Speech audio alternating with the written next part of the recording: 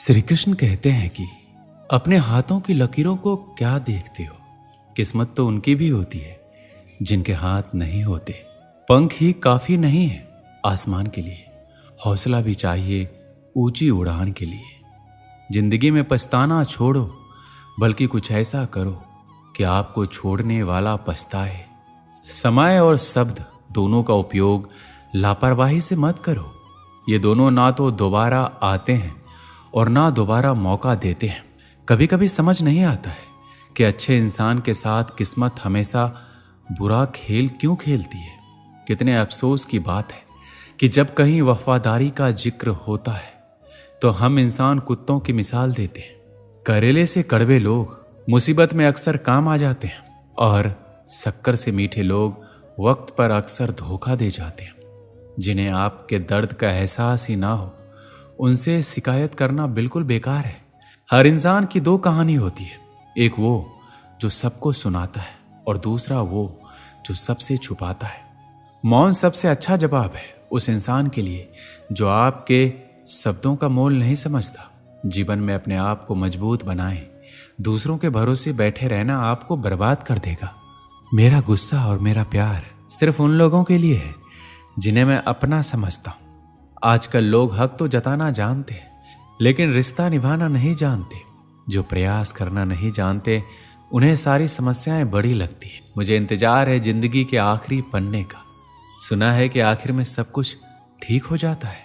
श्री कृष्ण कहते हैं, आप किसी को भी अपनी जिंदगी का सबसे जरूरी हिस्सा मत बनाइए, क्योंकि जब वो इंसान बदलता है तो आप उनसे नफरत नहीं करते, बल्कि अपने आप से नफरत करने लगते हैं।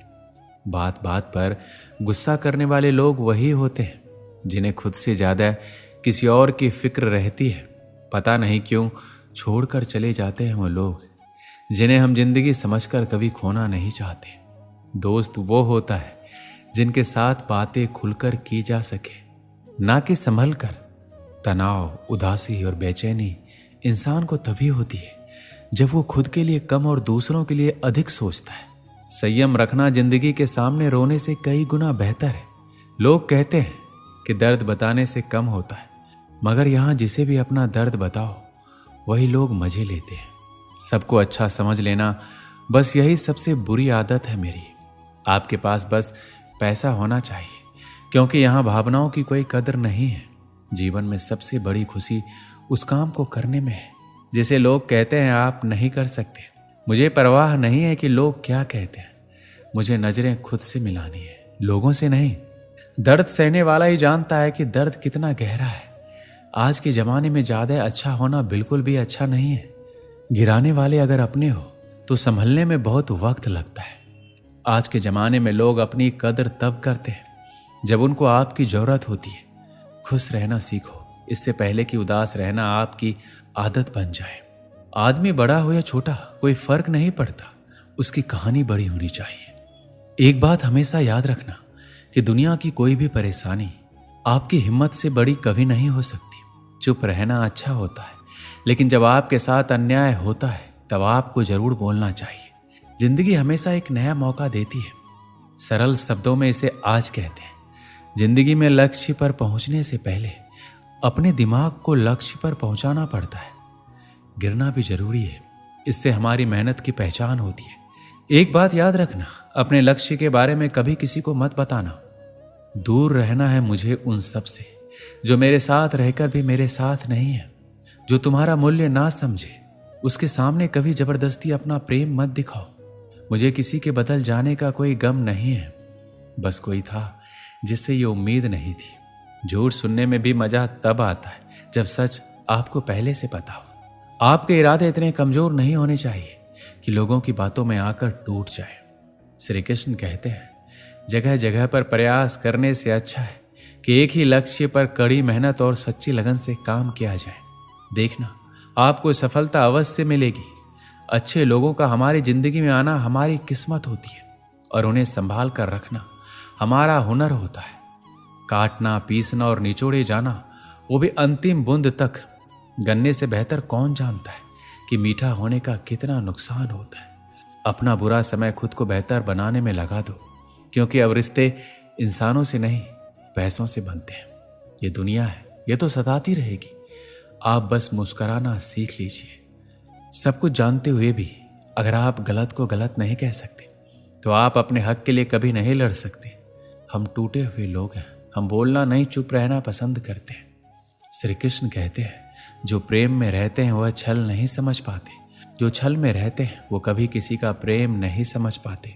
इंसान वही श्रेष्ठ होता है जो बुरी स्थिति में फिसले नहीं और अच्छी स्थिति में उलझे नहीं।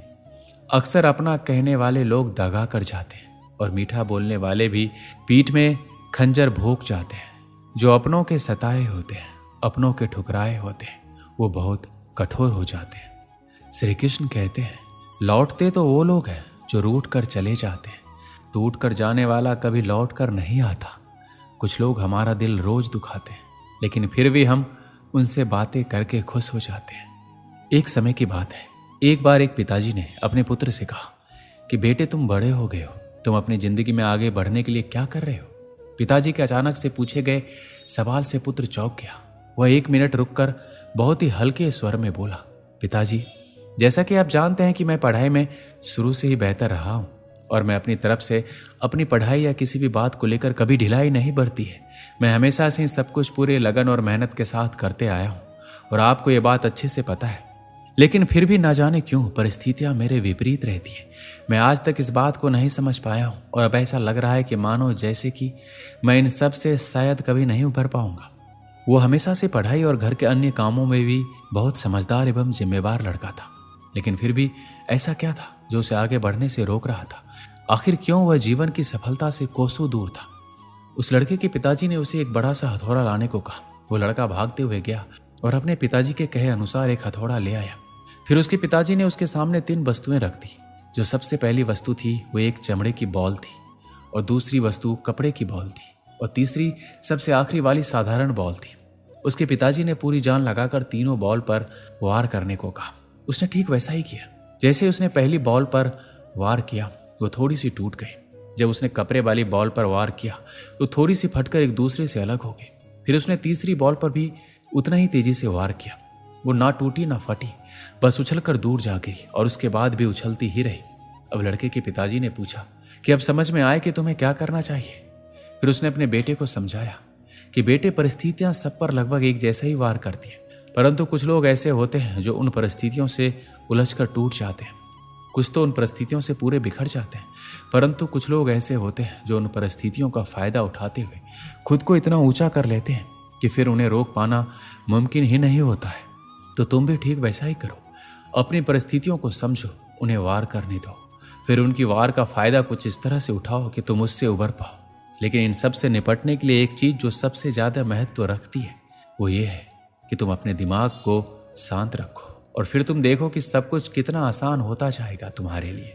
उस लड़के को अपने पिताजी की बातों को सुनकर समझ आ गया था कि उसे क्या करना चाहिए, और उसने अपने पिताजी से वादा किया वो अब उसी प्रकार हर परिस्थिति से निपटने की कोशिश करेगा जैसा उन्होंने समझाया था। इस कहानी से हमें क्या सीख मिलती है कि हर किसी के जीवन में समस्याएं आती है और संघर्ष भी सभी को करना पड़ता है। ये हमारे ऊपर निर्भर करता है कि हम किस समस्या को किस तरीके से देखते हैं। जब संघर्ष का समय आता है तो वो समस्या किसी को बहुत ही बड़ी लगती है, तो किसी के लिए वो समस्या एक अवसर बन जाती है। ये सब हमारी सोच पर निर्भर करता है कि हमें उस स्थिति से कैसे निपटना है। अपनी सोच को सकारात्मक रखें और अपने मन को शांत रखें, फिर देखिए वो समस्या आपके लिए बड़ी नहीं रहेगी। दोस्तों, इस वीडियो में बस इतना ही। मिलते हैं अगले वीडियो में। अपना ख्याल रखिएगा। जय श्री कृष्ण।